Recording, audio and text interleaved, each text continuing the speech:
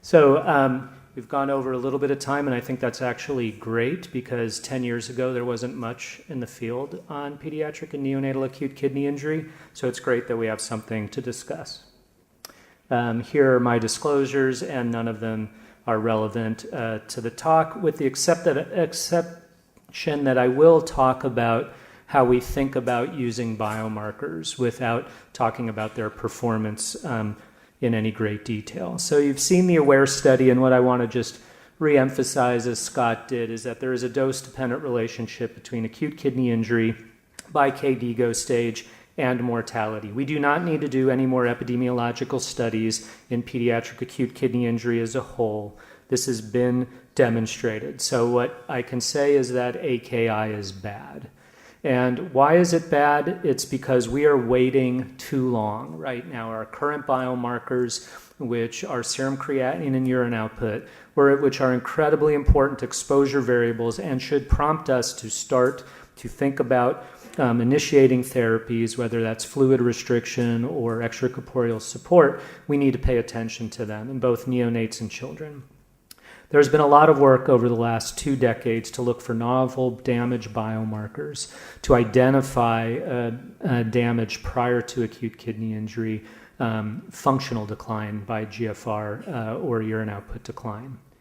And what I want to discuss is how we should get ahead of the biomarker field and think about using biomarkers rationally and not getting them in every single patient who shows up in our ICU because their performance will degrade.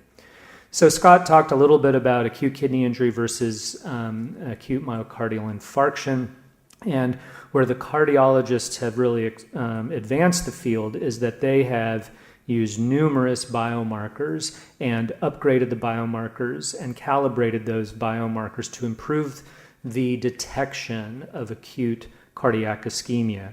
And as a result, there have been multiple biomarkers that have improved upon each other, multiple therapies, and a greater than 50% decrease in mortality. So we have a lot of people with happy hearts running around. But with respect to acute kidney injury, we've had serum creatinine, serum creatinine, serum creatinine, serum creatinine. And so this is a delayed functional marker. We can only provide supportive care. And as you've seen, there's very high mortality. And so the kidney is lagging behind and not doing well. So we need some early damage markers. What are the qualities of an ideal biomarker? Just to get us all on the same page, it should be accurate and reliable. It should be relatively non-invasive and acceptable to patients. And because we're able to get urine in most patients, we can have the opportunity to look at a biomarker non-invasively. If a patient is oliguric for 12 hours, as AWARE showed you, their risk of death is 33%. So we don't need a biomarker in a patient who's had oliguria in our ICU for 12 hours. What we do need is a biomarker earlier. Should be rapidly measurable with a standardized assay, and it should be sensitive and specific with reproducible cutoff values. And you'll see AUCs, which I'll talk about, area under the curve, but no one practices with an AUC. They don't run around saying, my NephroCheck AUC is 0.84, my NGAL AUC is 0.82. What a clinician needs to know is what is the cutoff value that will either give me the highest specificity if I'm going to do something that is very invasive and costly, or the highest sensitivity, so that if the negative predictive value is high and the biomarker is low, I don't need to think about that patient or worry about them. And it requires a case definition, which Scott very elegantly showed you we have now in terms of KDIGO. And then they're measured or they're assessed by this concept of the area under the curve of a receiver-operator characteristic curve, where that's a measure of specificity on the bottom, on the x-axis, sensitivity on the y-axis. A perfect biomarker has an AUC of 1. A biomarker with an AUC of 1 does not exist in nature. Biomarkers that we think are really good that you hang your hat on each day probably have a AUC of about 0.8, and a super biomarker has a AUC of 0.9. A biomarker with an AUC of 0.5 is a flip of the coin, and you should run away from that biomarker. So the first biomarker that was tested in humans looked at NGAL, neutrophil gelatinase-associated lipocalin, in cardiac surgery. And as cardiac surgery is a very good model to look at acute kidney injury because, as Zachariah told you, we know the timing of the event and we can measure urine quite rapidly. Urine NGAL was checked at frequent intervals after bypass in these children. AKI was defined as a 50% rise in serum creatinine. And what you can see on the top graph is the NGAL, urine NGAL levels. On the bottom graph is urine NGAL corrected for urine creatinine. The blue bars are the NGAL levels in children who developed AKI, with the first blue bar being at 2 hours. And the red bars are the NGAL levels in kids who did not develop AKI. And what you can see in the green bar is where creatinine went up at about 36 hours. But NGAL went up earlier, in the Western blots on the top to tell you that this was truly NGAL. And the AUC in this study was 0.998, almost 1, and no study has ever reproduced this, but this was a highly controlled study. We looked at this again in 220 kids, and we looked at a number of different biomarkers, NGAL, IL-18, KIM-1, and LFABP. And what this graph will show you, on the top left is NGAL, top right is IL-18, bottom left is LFABP, and KIM-1 is on the bottom right. In red, you have the patients and biomarker levels who developed AKI, in blue those who didn't. And you can see that, again, very early in the course, either at 2 or 6 hours, you start to see a separation far before the creatinine increased. What was also interesting is that the biomarkers have different time patterns, different signatures, so we may be able to use them in the future to identify where a patient is in their AKI course. And this graph just shows you that the biomarkers, for the most part, the higher the biomarker, the worst stage, and we used P-rifle here, the worst the stage of AKI a patient developed. So, for instance, a patient with a higher LFABP level had P-rifle F than the LFABP level for, say, P-rifle I. And this graph or table just tells you that the biomarkers independently were associated with the development of acute kidney injury, independent of time on bypass and patient age, which was the clinical model. So that's bypass, and that's great because we know the timing of events. Mike Zapatelli, a long time ago, worked with Sen Prasad Devarajan to look at urine NGAL in kids who were intubated on one pressor. We didn't know the timing of AKI. We got once daily NGAL levels after intubation. The mean age was 6.3 years. The mean day of ICU admission was 3 days. And you can see we had a nice distribution of acute kidney injury according to the P-rifle criteria. And what we found was the median NGAL level in those 4 days was independently associated with a stepwise increase in ultimate AKI stage by P-rifle. So patients who had a higher NGAL level had P-rifle F versus I versus R. And what this early study also showed us was that in these kids, day 0 on this graph is when the patient was developed their AKI. We can see that the median NGAL levels start to rise 2 days before the patient developed AKI. Now, this was a small study, and this needs to be reproduced. And the AUC here is what you generally see for most biomarkers when you don't put them in context of a clinical situation. So about 0.78, which is pretty good.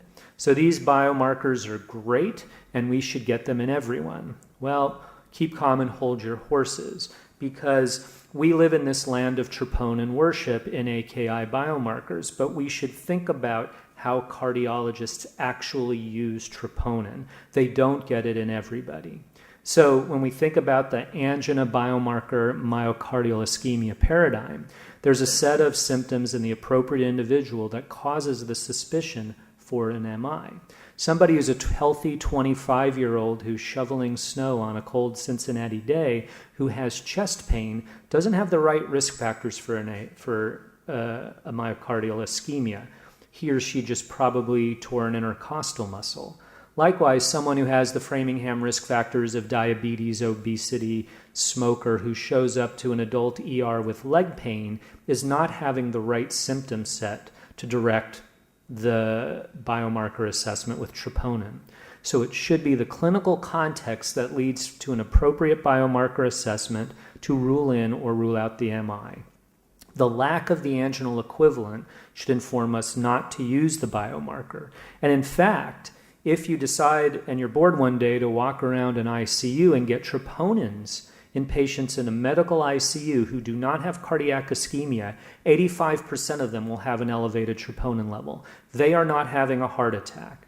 And there are many diseases that are completely separate from the acute coronary syndrome that leads to elevation in troponin. So what cardiologists have done is use classic risk factors, clinical signs in the at-risk patient that makes sense, leading to ancillary tests and then the need for or the direction for biomarker assessment. So how do we do this in acute kidney injury? AKI does not have a specific symptom set to prompt evaluation.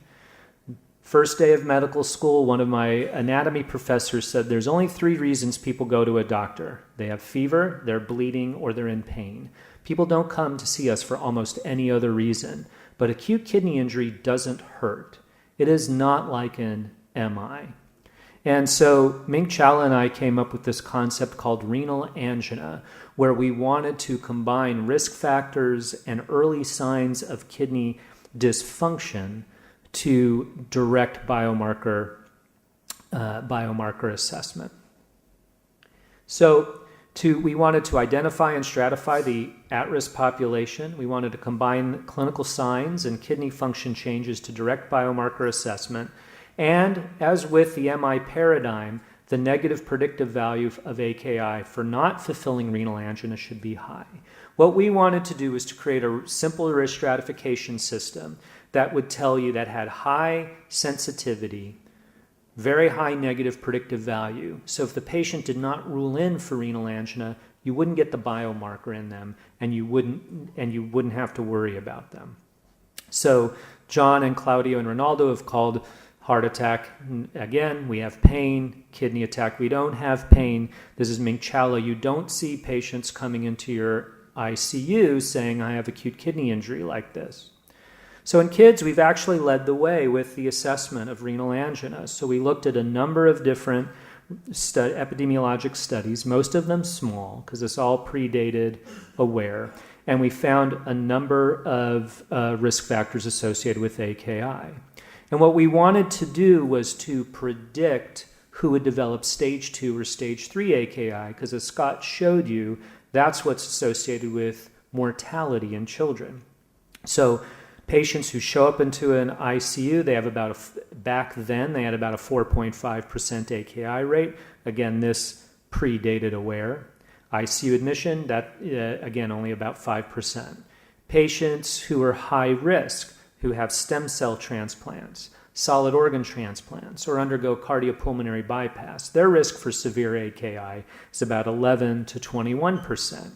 And then patients who are very high risk, who are invasively mechanically ventilated on one vasoactive medication, their risk was almost 1 in 2 to develop severe AKI. So now we have our Framingham risk factors to help us understand who's at risk.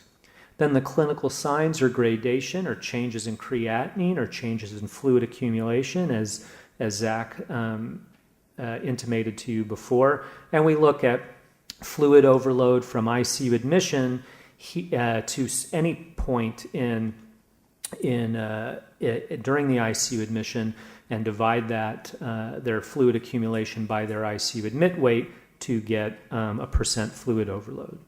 So from that, we developed these 3 hazard tranches. Patients in hazard 3 were moderate risk patients. So they were the patients who were just admitted to the ICU, who didn't have any of those comorbidities, who aren't intubated or on a pressor.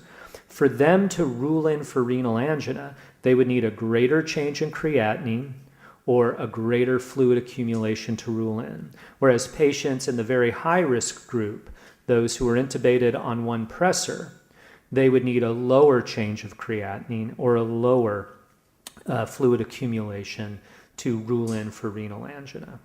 And so now we've recapitulated the acute coronary syndrome paradigm. We have our risk factors, we have the renal angina assessment, and that should help us use a biomarker. So we worked with Mike Zappatelli and our group in Cincinnati to put renal angina to the test.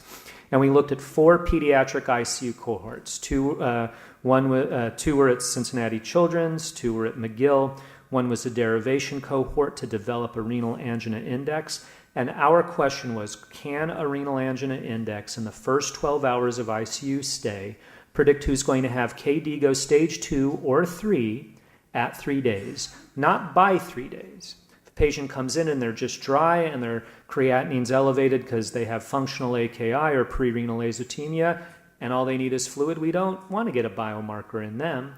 What we care about is who has AKI on day 3, because as an intensivist, that may alter your fluid administration, medications you may use or avoid, or initiation of renal replacement therapy. And then we developed this score where we looked at, again, ICU status, transplantation or bypass, invasive mechanical ventilation, and inotropy. You get a score of 1, 3, or 5, and then you multiply that by 4 different gradations of fluid overload or creatinine change.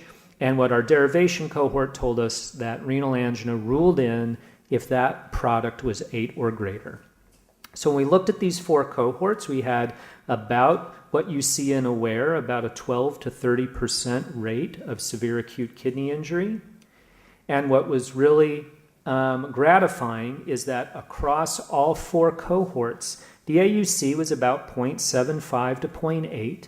So what you see for any good clinical risk stratification system, but the negative predictive value is very high, anywhere from 92 to 99%. So we could say that if you did not have a renal angina index score of 8 or greater, your likelihood of having severe, within 12 hours of ICU admission, your likelihood of having severe AKI on day 3 was very low. The positive predictive value is not very good, but that's okay, because if you rule in for renal angina, then we should go ahead and get a biomarker in that population. So in fact, that's what we did. We looked at a number of plasma biomarkers, not urine biomarkers. But in this study, which was taking group 4 of that previous study, you can see that starting to add different biomarkers improves the prediction for AKI, which is exactly what you want. Now that's what, and again, these were plasma biomarkers. So in the AKI Cherub study, we looked at this prospectively. 184 kids admitted to our PICU who we thought would be in the ICU for more than 48 hours. We got twice daily urine biomarkers for 7 days. And again, we wanted to see if the renal angina index within 12 hours could predict day 3 KD stage 2 or 3. And then we wanted to see if incorporation of different biomarkers would improve that prediction. And what you find here in a multivariable regression analysis is that renal angina did better than, or was more highly associated with day 3 AKI than PRISM-3, sepsis, or transplant. That doesn't mean these other risk stratification systems or demographic information is not helpful, but what it tells you is that this is a very strong association. And again, what was also gratifying is the renal angina index on its own had an AUC of 0.8, but when we added NGAL to it, in the patients who were renal angina positive, the AUC went up to 0.97. Now, this was a small study, and we got very lucky to have an AUC that high. All the biomarkers gave us different information, but it gave us a proof of principle in Cherub. You can see across all these cohorts, including AWARE, the negative predictive value is very high. And the AUCs, again, for the renal angina index run between 0.74 and 0.83. We looked at the renal angina index in AWARE, and what I want to show you from this table I think is really critical, because many of the criticisms of the renal angina index are that there's creatinine elevation in the renal angina index itself to predict further creatinine elevation down the road. And that's a valid concern. But what you see here in a multivariable analysis, again, of the very large AWARE study, is that if you take creatinine out of the model, the odds ratio for developing day 3 AKI with a renal angina index of 8 or greater at 12 hours is 2.6. If you then look at creatinine itself, so did a serum creatinine in the first 12 hours over a baseline serum creatinine predict day 3 serum creatinine elevation, meeting KDIGO stage 2 or 3? It did not. So creatinine, the renal angina index predicted a creatinine-based outcome better than creatinine itself. If you put both serum creatinine and the renal angina index in the model, then the odds ratio goes up for the renal angina index term. But again, the odds ratio is lousy. Serum creatinine rise does not predict stage 3 or 2 or 3 AKI on day 3. So how do we put this into practice? So we are about to start a study in Cincinnati. Every day we get the renal angina index, actually every minute, in our electronic health record sent to our ICU. It shows up as a result in our electronic health record, and then we have urine NGAL available to us in our clinical lab. So automatically urine NGAL is sent in patients who have a renal angina index of greater than or equal to 8. In patients that's less than 8, the NGAL doesn't get sent. In patients, if the renal angina index is greater than 8, it automatically gets sent. And then based on what the NGAL level is, if it's low, standard management. If it's high, then we think about fluid restriction, starting early renal replacement therapy. And if it's intermediate, then we think about giving a dose of furosemide to challenge the patient and then further calibrate how we manage patients' fluids, diuretics, or initiation of renal replacement therapy. This will be wrong.